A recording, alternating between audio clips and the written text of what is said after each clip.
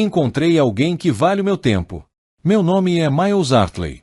Sou um arquiteto comercial de 44 anos em Savannah, Geórgia. Sentado no meu escritório em casa, olhando para um e-mail da minha esposa de 12 anos. Kendra estava supostamente em um retiro de yoga no Arizona.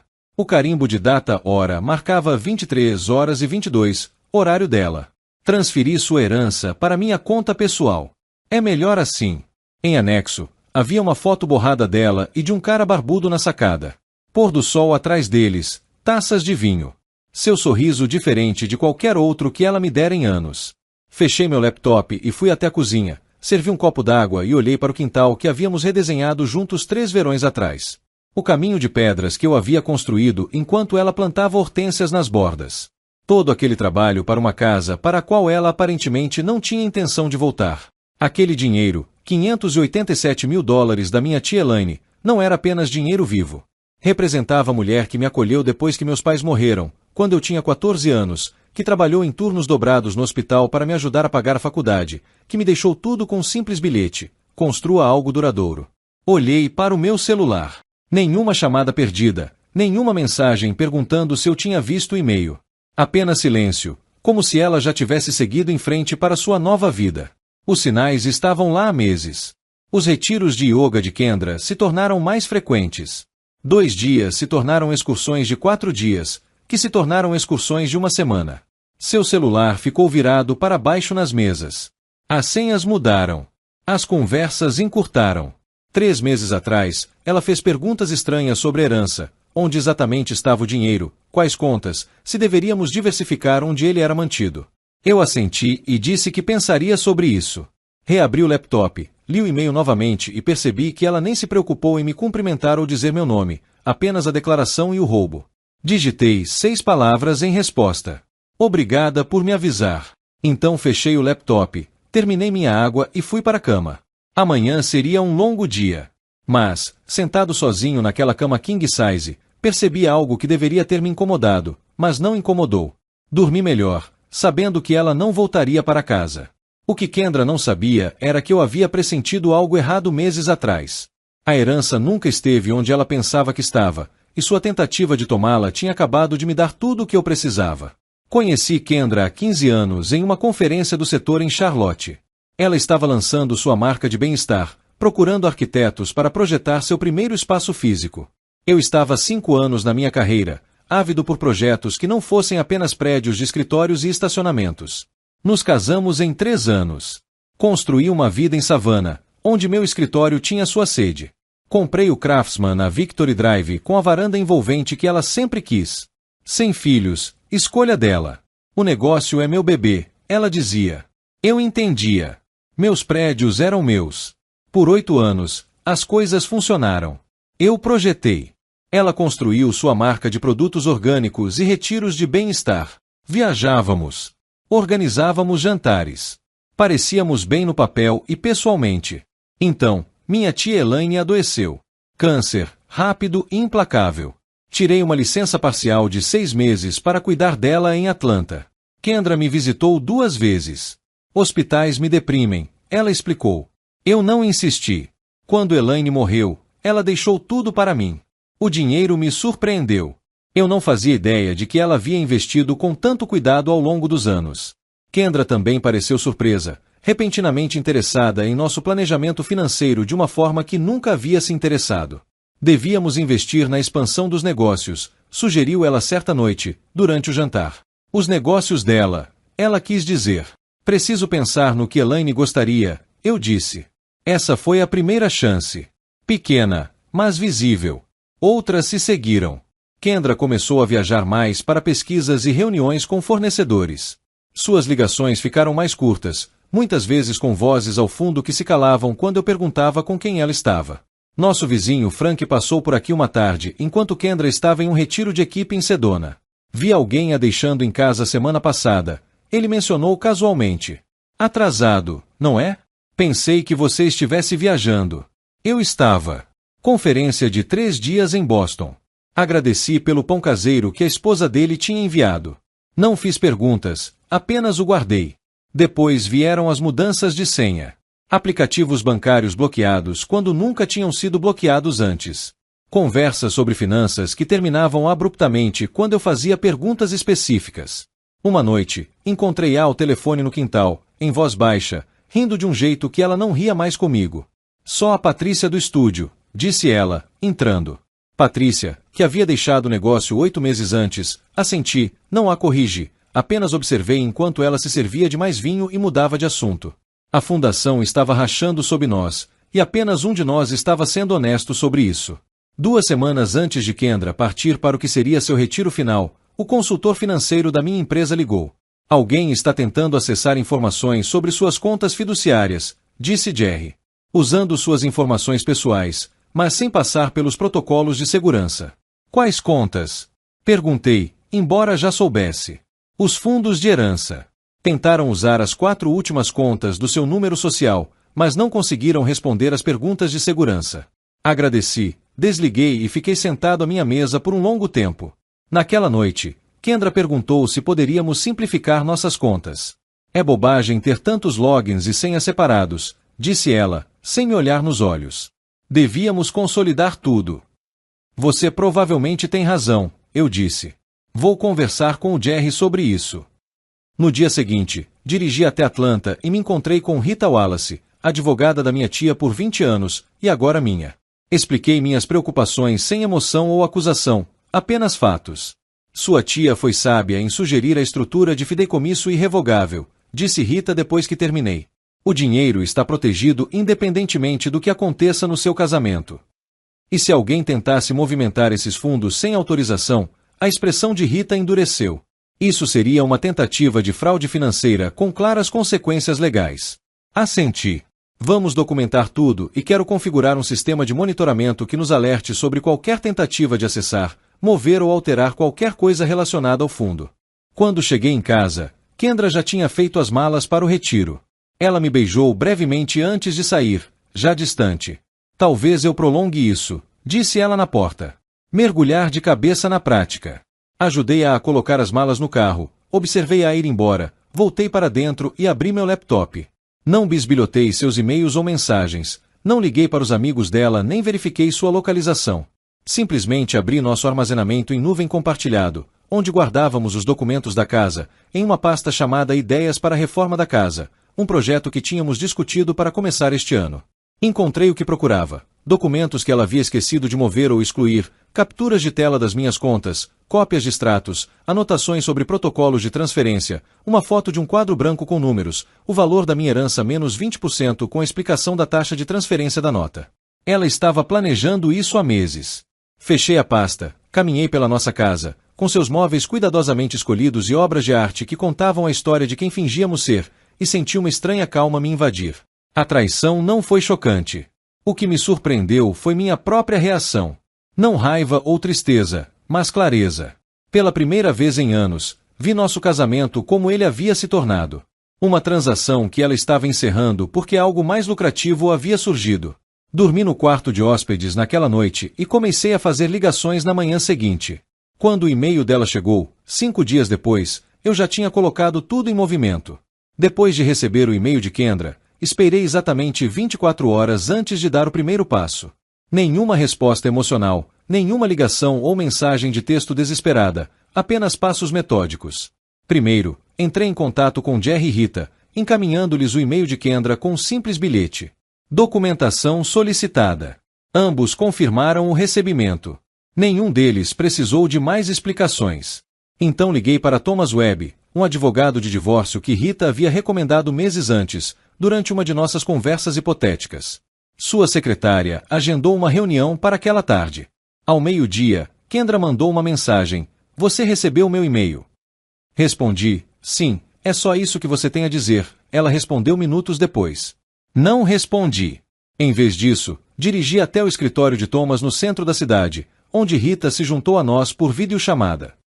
A tentativa de transferência cria um rastro de papel, explicou Thomas, revisando os documentos que Rita havia enviado.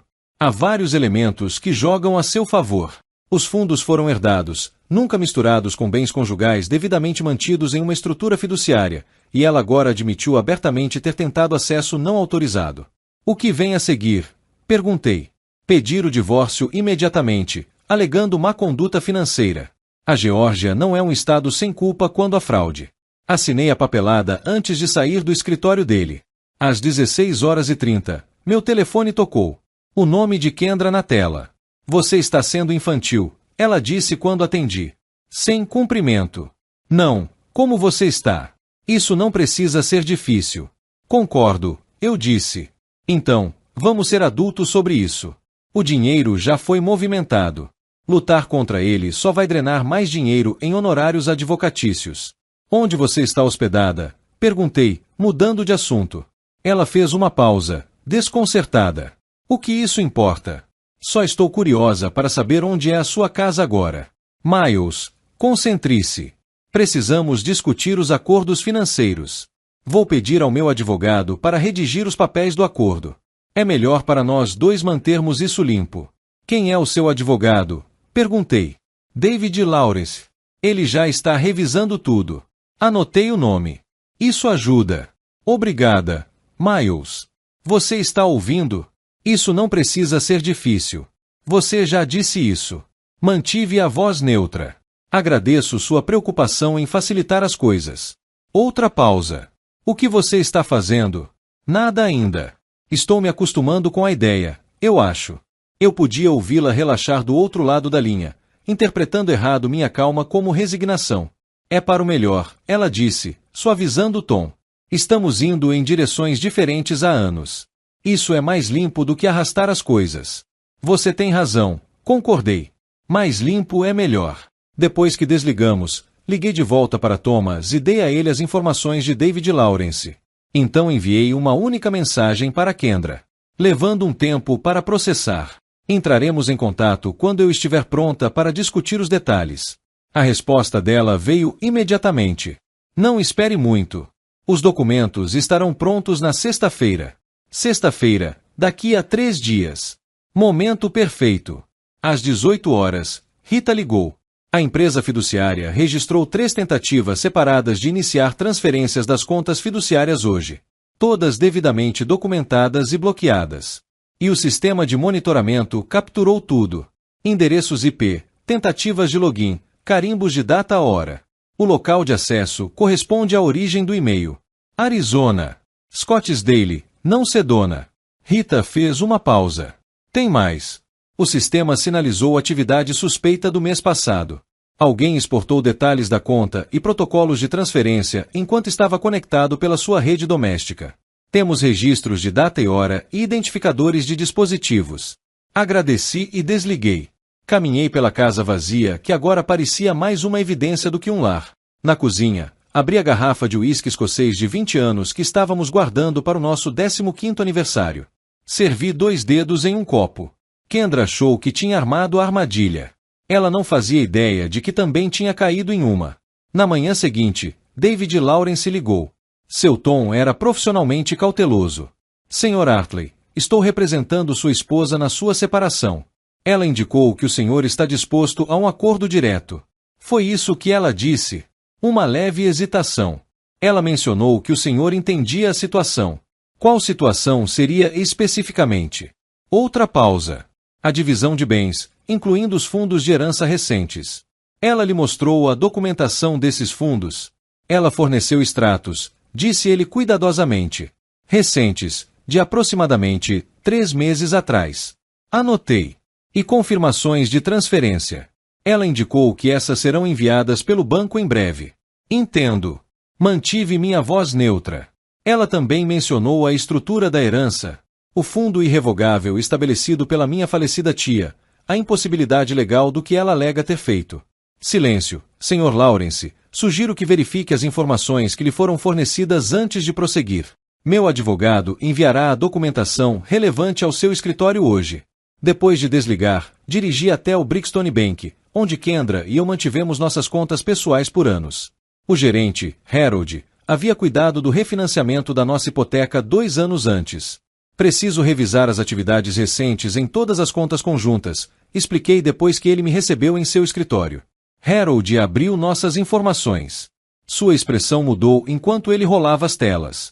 Houve saques significativos, disse ele, nos últimos 3 meses. Quão significativos! Ele virou o monitor para mim. Transferências regulares da nossa conta conjunta para uma que eu não reconheci. Pequenas no início, $2.000, $3.500, depois aumentando. A mais recente, $47.000, 2 semanas atrás. Esta conta de recebimento, perguntei, apontando para o número. É com a Bridgestone. Harold verificou. Não, é externo. Northern Lakes Credit Union. Nunca tinha ouvido falar. Você pode imprimir o histórico de transações dos últimos 6 meses. Enquanto esperava pelas impressões, recebi uma mensagem de Thomas Lawrence solicitando uma reunião urgente. O tom mudou significativamente. Quando voltei ao escritório de Thomas, a situação estava ficando mais clara. A conta na Northern Lakes havia sido aberta há 8 meses apenas em nome de Kendra. O endereço listado era um apartamento em Scottsdale, Arizona. Total de saques de nossas contas conjuntas, $178.000 por $250. Ela está construindo uma nova vida há algum tempo, observou Thomas, enquanto ainda tem acesso à minha, acrescentei. Estávamos revisando os registros bancários quando o assistente de Thomas anunciou que David Lawrence estava na linha. Recebi a documentação do fundo, disse Lawrence, com a voz tensa. Minha cliente pode ter deturpado certos aspectos da situação financeira, incluindo sua capacidade de acessar ou transferir esses fundos, perguntou Thomas. Parece ser esse o caso, admitiu Lawrence. Com essas novas informações, acredito que seria benéfico para todas as partes discutir uma abordagem revisada. Minha cliente já entrou com pedido de divórcio, alegando má conduta financeira, respondeu Thomas. A documentação fala por si só. Após o término da ligação, Thomas olhou para mim. Ele vai descartá-la como cliente até o final do dia. Nenhum advogado legítimo quer ser associado a isso. E quanto ao dinheiro que ela realmente tirou das contas conjuntas? Vamos incluí-lo no processo. Documentar tudo. Deixar que ela explique a um juiz por que estabeleceu uma residência oculta e drenou sistematicamente os bens conjugais. Assenti, sentindo-me estranhamente vazio. A traição foi mais profunda do que eu imaginava. Não foi impulsivo. Foi calculado. Planejado ao longo de meses enquanto ela dormia ao meu lado, comia na minha frente, fazia planos comigo. Há mais uma coisa que eu disse. Preciso saber quem ele é. Não para confronto, nem mesmo para o processo de divórcio. Eu só precisava entender toda a extensão do que eu havia perdido enquanto construía o que eu pensava ser uma vida juntos. Thomas assentiu. Vou mandar alguém investigar. Naquela noite, minha campainha tocou. Abri e encontrei um mensageiro segurando um envelope. Entrega para Miles Hartley, disse ele. Dentro havia uma carta de David Lawrence se retirando formalmente como representante legal de Kendra, com cópias enviadas tanto para Kendra quanto para o tribunal. Em anexo, um bilhete de Thomas. Primeiro dominó. Meu telefone acendeu minutos depois. Kendra ligando. Deixei cair na caixa postal. Ela ligou mais 3 vezes antes de enviar uma mensagem. Que diabos você fez? Não respondi. Enquanto comia um sanduíche no balcão da cozinha, recebi um e-mail de Rita com um assunto que dizia simplesmente atualização. A empresa fiduciária havia concluído a investigação das tentativas de acesso. Eles documentaram várias tentativas não autorizadas ao longo de 3 meses, todas capturadas em registros detalhados com endereços IP e registros de data e hora.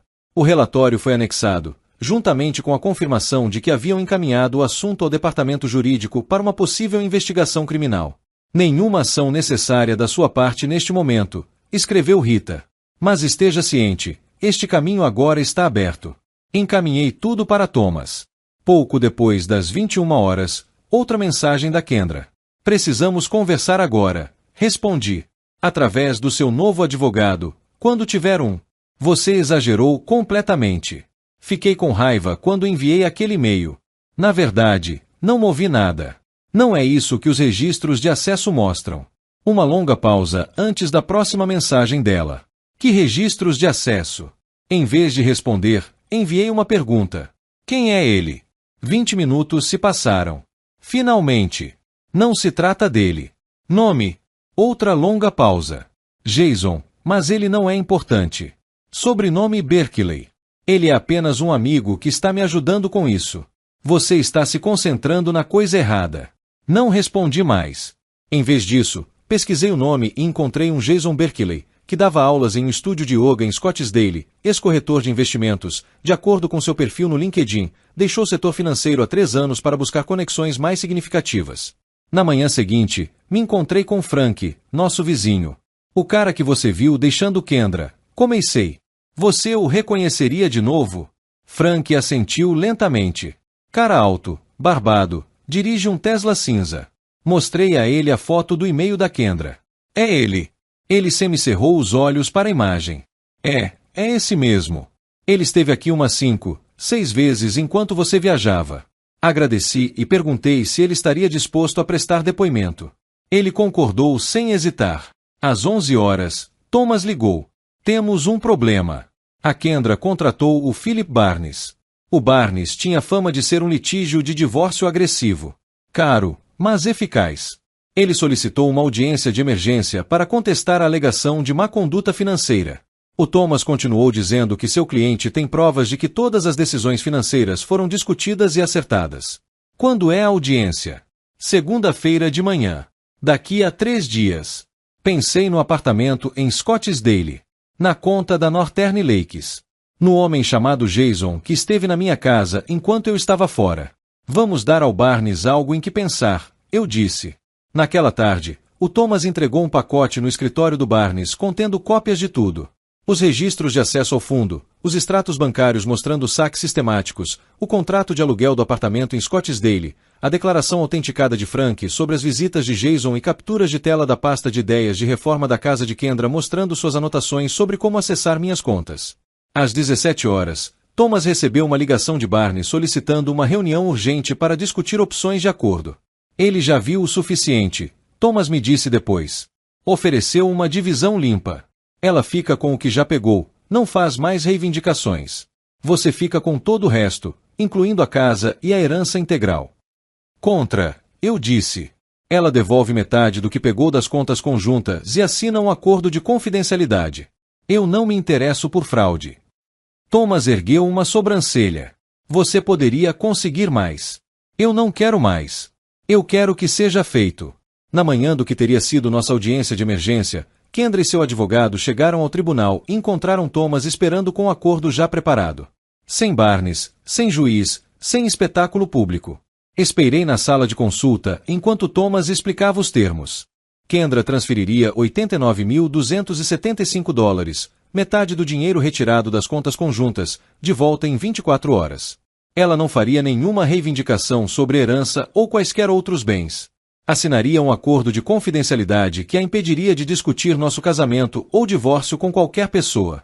Em troca, eu não apresentaria nenhuma acusação de fraude relacionada à tentativa de roubo de fundos fiduciários.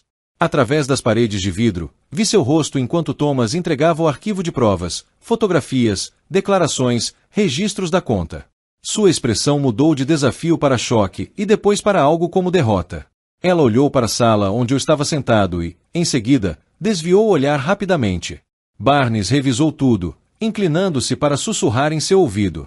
Ela assentiu lentamente. 10 minutos depois, eles entraram na sala. Meu cliente aceita os termos, declarou Barnes formalmente. Thomas deslizou o acordo sobre a mesa. Kendra assinou sem ler, com a letra trêmula, mas determinada. Assinei minha parte e deslizei um envelope separado para ela. O que é isso? Perguntou ela, as primeiras palavras que pronunciou. As senhas, eu disse. Para o alarme da casa de armazenamento em nuvem, tudo mais que você possa precisar para pegar o que deixou para trás. Seus olhos finalmente encontraram os meus. Buscando raiva ou triunfo. Não encontrando nenhum dos dois, ela pareceu mais perdida do que eu jamais a vira. Nunca foi sobre dinheiro, eu disse baixinho. Teria sido mais simples. Barnes tocou seu cotovelo, guiando-a para se levantar. Ela agarrou o envelope enquanto eles saíam, sem olhar para trás. 6 meses depois, vendi a casa na Victory Drive. Muitos cômodos vazios, muitas memórias para pintar por cima. Os novos donos, uma família jovem com gêmeos, adoraram a varanda envolvente e as hortênsias ao longo do caminho de pedra. Mudei-me para um loft no centro da cidade, a uma curta distância do escritório do meu escritório. Comprei menos móveis e guardei menos coisas. Rita me ajudou a reestruturar a herança da minha tia, transformando-a em uma fundação que apoia bolsas de estudo em arquitetura para crianças que perderam os pais. A primeira beneficiária foi uma jovem de 17 anos da Geórgia do Sul, cujo ensaio sobre projetar espaços que curam repercutiu no comitê de seleção. Elaine teria adorado, disse Rita quando concedemos a bolsa. Eu pensava muito na minha tia, em sua sabedoria prática, em sua insistência de que criar algo que valesse a pena exigia partes iguais de visão e vigilância. Certa tarde, ao recolher a correspondência no saguão do meu prédio, encontrei um envelope sem endereço de retorno. Dentro havia um cheque de exatamente US cifrão 8.9275 e um breve bilhete. O restante do que eu devia. Não apenas o dinheiro, sem assinatura, nada necessário.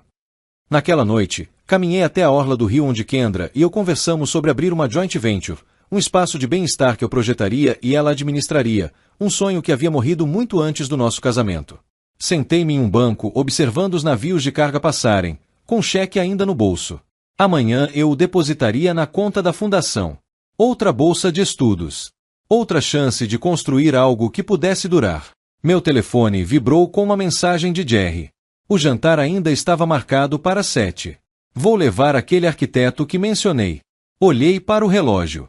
Tempo suficiente para ir andando para casa, me trocar e ir para o restaurante. Tempo suficiente para decidir dizer sim para o que viesse a seguir. No caminho, respondi a mensagem e me levantei para encarar a noite. Às vezes, a resposta mais forte à traição não é a vingança. É a reconstrução.